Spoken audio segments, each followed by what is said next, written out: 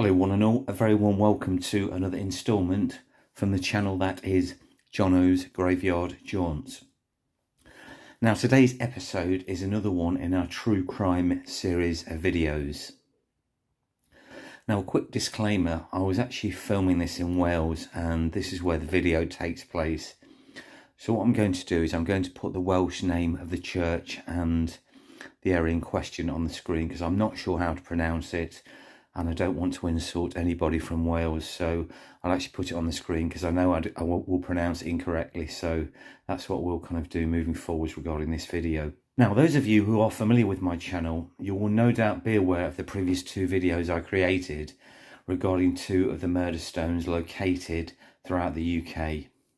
And for those of you who are new to the channel and are not familiar with those videos, I shall briefly explain what a murder stone is and what it was used for. When a person was brutally murdered at a particular location, we would typically now leave flowers to commemorate the sad demise of that person. However, in the UK, especially around 200 years ago, there was a trend to commemorate the actual place where the crime took place with what we call a murder stone, which is literally just that, a stone with the person's name or initials on who was murdered. Now, murder stones were particularly popular around the 1820s and were erected within a 100-year time frame.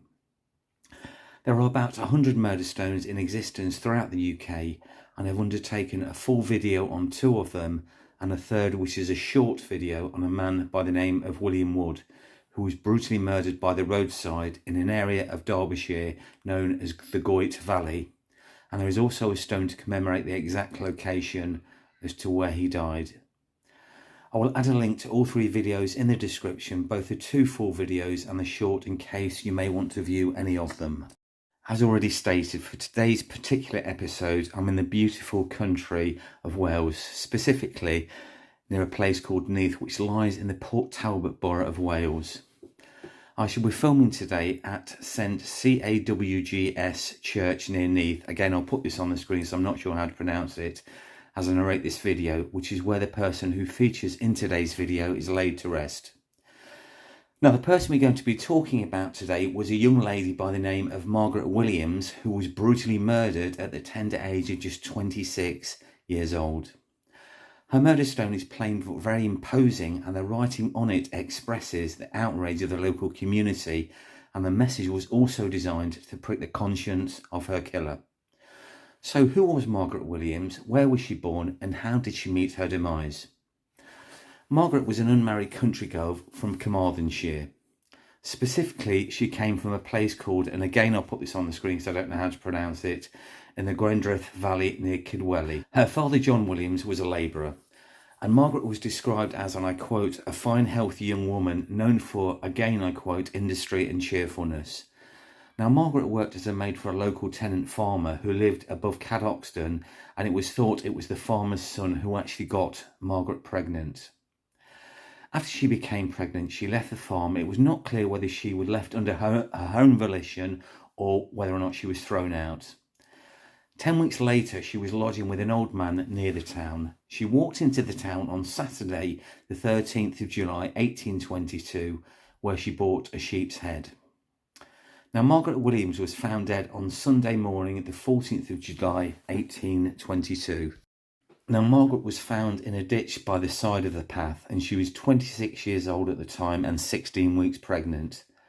Her basket with the sheep's head in was found nearby also. She had been walking home when she had been attacked, and I quote, with marks of violence upon her person, end quote. An autopsy report described her condition as, and I quote, found lying on her left side in a pill on the salt marsh, containing 30 inches in depth of water. Her face and head were underwater, whilst the right side of her body, with the arm in an elevated position, was perfectly dry. The marks on her body consisted of bruises and discolorations on the throat and neck and on both arms above the elbow. But of the two arms, the right was the most bruised. Apparently by strong pressure, those on the throat were manifestly caused by strangulation, end of quote. Now, the son of the farmer was arrested. He was known to be the father of the child, and he was immediately suspected of her killing. And on Tuesday, the inquest started in Neath. Things moved very quickly in those days. The jury were kept in overnight, but the following day it was found that there was not enough evidence to charge the young man, and he was released. Now, Margaret's memorial stone was erected a year after the murder in 1823. Now, the cost of producing the monument was paid for by a man called George Tenant of Cadoxton Lodge, who at this time was well advanced in building of the Tenant Canal, which in turn was opened in May of 1824. Now, giving the details of her fate and the date of her death, the stone erected by a local Quaker was a man by the name of Elijah Waring, and it continues. Although the savage murderer escaped for a season, the detection of man yet God hath set his mark upon him, either for eternity, and the cry of blood will assuredly pursue him to the certain and terrible righteous judgment, end of quote. And that's actually on the stone itself. The stone clearly expresses the outrage of the community at the murder of Margaret Williams and their belief in a retribution from which there could never be any escape. The murderer is truly a man without hope or salvation, for, and I quote, God has set his mark upon him, end quote. It also reflects too the belief, or indeed the hope, that the murderer won't escape.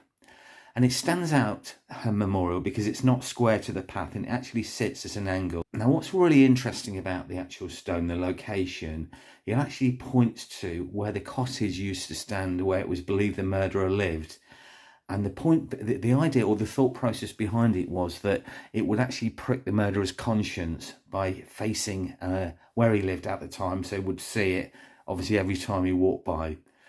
Now, the stone itself stretches out with an accusing finger with absolute conviction, silently pointing, inflexible and immovable. And it was on the main path through the village for all to see. The house at which it is aimed at has long since gone, but the permanent accusation has never gone away. Okay, so what's the paranormal connection with the stone? Like Bessie Sheppard's murder stone, who was brutally murdered at just 17 years old in Nottinghamshire, there have been numerous ghostly sightings of Bessie Sheppard immediately above and around her murder stone.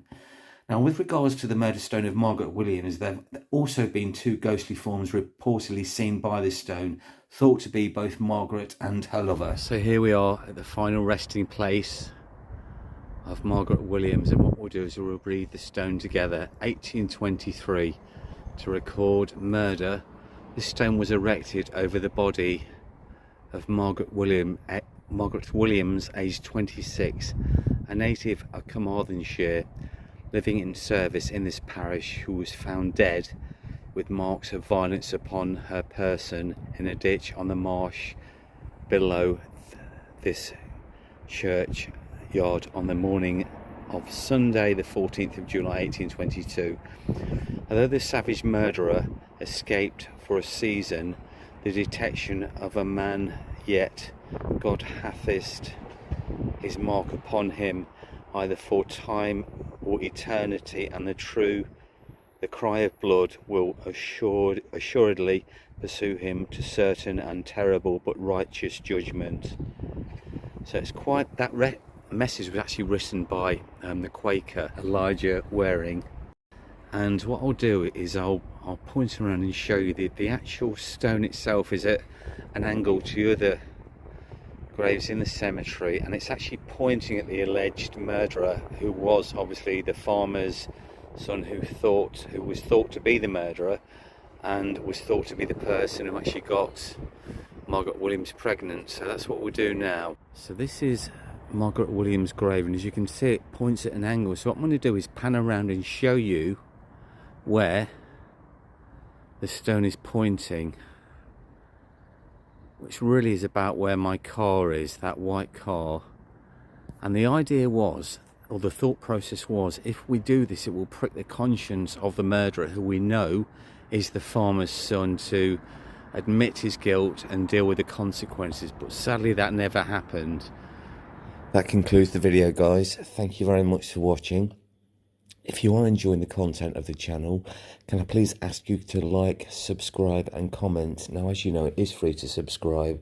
It doesn't cost anything, but it will help the channel to grow and means we can venture further afield to produce ever more interesting content for you as the viewer.